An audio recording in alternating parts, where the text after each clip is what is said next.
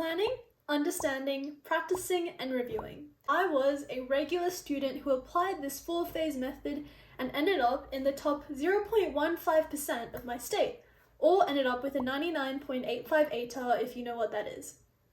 Studying can be very daunting, so in these few videos I'm going to break down exactly what I did step by step and give out a bunch of free stuff. So if that sounds interesting, please watch the whole video, as some steps you'll need to know the steps before them to be able to understand the whole process. So if you want everything to make sense, then watch the whole video. To cover the scientific mumbo jumbo for this method, I will lay out all the scientific concepts that this one method incorporates. I know you might have watched a lot of study videos talking about these concepts, so I'm just going to give you one method that incorporates everything. Your first step is to set out your calendar for the term. We are now in the planning phase. This will help you understand what you need to do and when you need to do it. And now let's go through a demo of how to actually set one up. So what you should do is write your subjects at the top over here and your weeks down here. And you might be wondering what these comments are. So what I did was I looked at my school's unit outline or calendar and I commented important events such as tests and competitions and certain commitments, anything that is important to you and will take up your studying time in these weeks. You can also see that I color-coded everything. I have a bit of a colorful personality, so I like to showcase it in my work. So the table that I just showed you will be a weekly to-do list, and you'll have it for the entire term. If I'm being honest, school just made me really stressed and sad. So having these small things, such as a weekly to-do list to reduce levels of stress, impacted me immensely, and it made me a lot less stressed, and the satisfaction of just ticking off each checkbox was very good. The next step is to identify your goals in terms of the scores you want and the pace you want to be going at compared to the school. Do you want to be going with the school or ahead? This will determine how much work you have to do and when you should be doing it. The reason I ask you to do this is because your goals will keep everything in perspective, especially when things go bad. Now you need to identify the topics that you'll be covering by looking at the school's unit outline or any other information you have available. So it usually helps to have a couple friends who've done the course. Next, make a list of the resources and tasks that you need to complete. You will have 3 main resources: your schoolwork, practice exams, and your own extra work that you assigned yourself. So the rule of thumb here is to always complete schoolwork and practice exams, because that is the bare minimum you need to actually pass the exam. And if you really want to be a little bit extra, you can go seek extra resources and practice through books, online worksheets, or tutors. You should be picking extra resources based on areas that you want to improve understanding in or get faster at answering. So this is why it's usually recommended to seek extra practice after you've done schoolwork, because how can you know what to work on if you haven't even worked on anything yet? If you don't yet have access to school resources, what you can do is find a book or a worksheet that covers the general concept that the school will be covering, and you can go through those to familiarize yourself with the content and then go on to the school stuff once it's released. Once you have made your list of resources and tasks, break them down into smaller tasks, for example chapters and pages, and then assign those smaller tasks to each week. The amount you assign to each week obviously depends on how heavy you want your workload to be and the commitments that you have. For example, if you're cramming, you might have to fit this all into 1 week, and if so, good luck. When assigning these smaller tasks, you must make sure to practice each subject regularly. You should also assign each task an estimated time that it should take to complete that task, because you don't want to be wasting 8 hours on a simple task when you know you could have completed it in 1 hour, and estimating that time keeps you accountable and reminds you of how efficient you can actually be with what you do. Before I move on to the next step, I just want to let you know that you can plan ahead however you want. If you want to plan the next 5 days or the next couple of weeks ahead, it's completely up to you. All you need to do with your weekly to-do list is to update it whenever you get extra stuff or whenever you want to do extra things. You can find a template for your weekly to-do list in the description below, as well as an example of the one that I used for one of my terms. Now, enough planning. Let's finally move on to studying. We have now progressed to the understanding phase, and this step is mainly telling you to go to class, take notes, and do school work. It's a no-brainer. Pay attention and ask questions, because the classroom, along with Stack Exchange whenever we get into a pickle, is where the bulk of your learning will happen. And just to let you know, your teachers are making your exams, so if they give out hints, you definitely do not want to miss out on those. Your main intention for doing school assigned work is to learn. So this is the part that I actually messed up a lot in initially, because my teachers and my tutors would teach me methods and I would have no idea how they actually worked. I could apply them to easy questions, but when it came to harder questions, I was absolutely screwed because I had no idea how to adapt them because I didn't know the underlying concepts behind why those methods actually worked.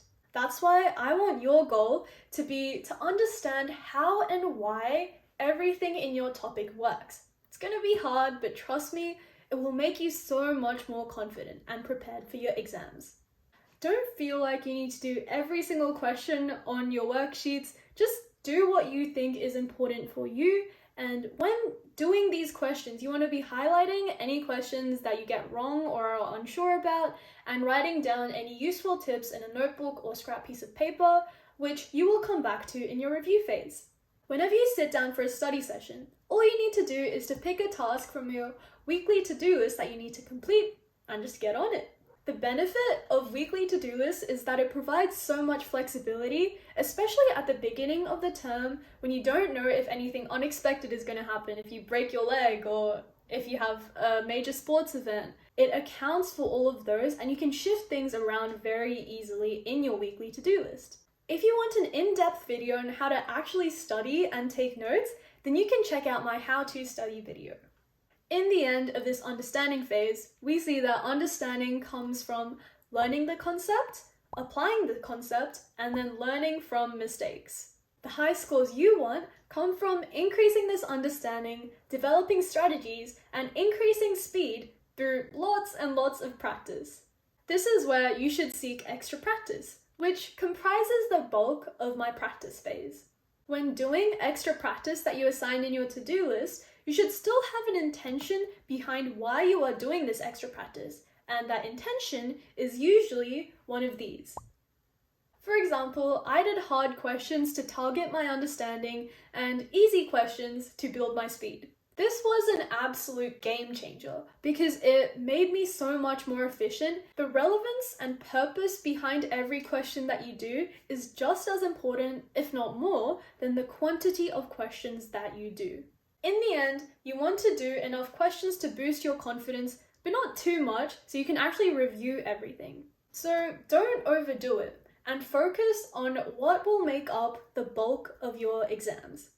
Personally, I like to assign extra practice after I've completed my schoolwork, leaving 2 weeks, one for review and one for practice exams. If you want to know how to have the right study mindset and sustain your motivation, then feel free to watch my study mindset video on my channel.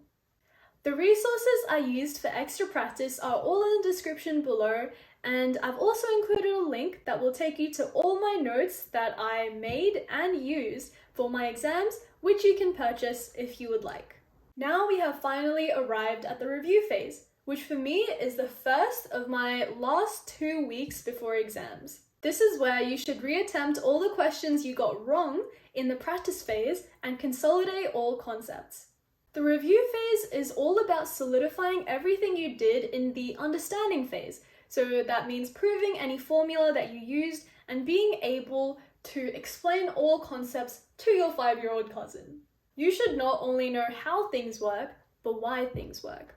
And during this review and practice exam phase, I plan my days on a daily basis I usually get a little bit nervous and stressed around exams, so a weekly to-do list just doesn't do it for me in the last 2 weeks before exams. If you really want to go the extra step, you can combine all the tips and tricks you wrote in your notebook into a summary sheet.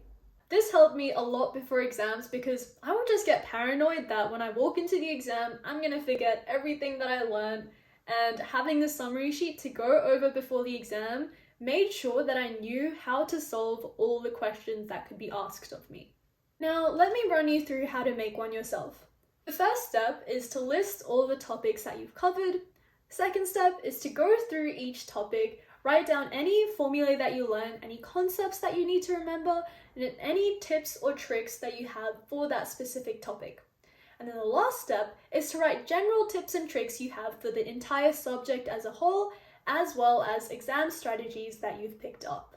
You will find in the description below a link that will take you to all the summary sheets that I made and personally used for my exams, which you can purchase if you would like. The format of your summary sheet and when you make it depends on the subject that you're doing. For memorization heavy subjects such as chemistry and bio, you should usually make your summary sheet near the beginning of your practice phase because you can keep referring back to the summary sheet to recall certain concepts. If you're doing something like maths, the summary sheet can be made at the end of the practice phase because for maths, it's a very practice heavy subject and you'll get most of your skills through practice. The advantage of making a summary sheet for a subject like maths is that you can list all the question types that you've encountered and how to approach each of the question types. So in the exam, you will be able to identify those question types and you will already have a method that you've used in the past that you know that works and be able to instantly apply that in the exam, increasing your speed. Now it's time to attempt the practice exams. I usually set the week before exams as the practice exam period because I have a lot of practice exams to go over. So when doing these exams, you want to use the formula sheet that the school gives you on your actual exam and mimic test conditions. This means doing it in a quiet environment, you're not eating, you're not snacking on Snickers bars, I used to do that for some reason, and having no distractions at all. Tell your parents that you're taking the exam because mine used to barge in to tell me it was lunchtime. Once you've done each practice exam, you want to review it and analyze your errors, where you went wrong, why you went wrong, and if you made the summary sheet, you could update your sheet with new strategies that you picked up. If you want to be extra prepared for exams, you could make a shorter summary sheet. This shorter summary sheet contains things you just keep getting wrong or forgetting, and very important things that you must remember. Just 3 things. So it's a lot shorter than your original summary sheet if you made one because it doesn't include concepts and general formulae. It is basically exactly what you need to remember for your exams, and it targets your weaknesses. Now, congratulations, you've gone through the whole process and now you are almost exam ready. If you want to be fully exam ready and want to know some important exam strategies that I use, then feel free to check out my exam strategies video. But remember, for a solid study plan, there are only 4 phases: planning, understanding, practicing, and reviewing. And with the method that I've given you, you can scale it to your timelines or your preferences, but it will just give you a solid foundation for how to study or prep for your exams.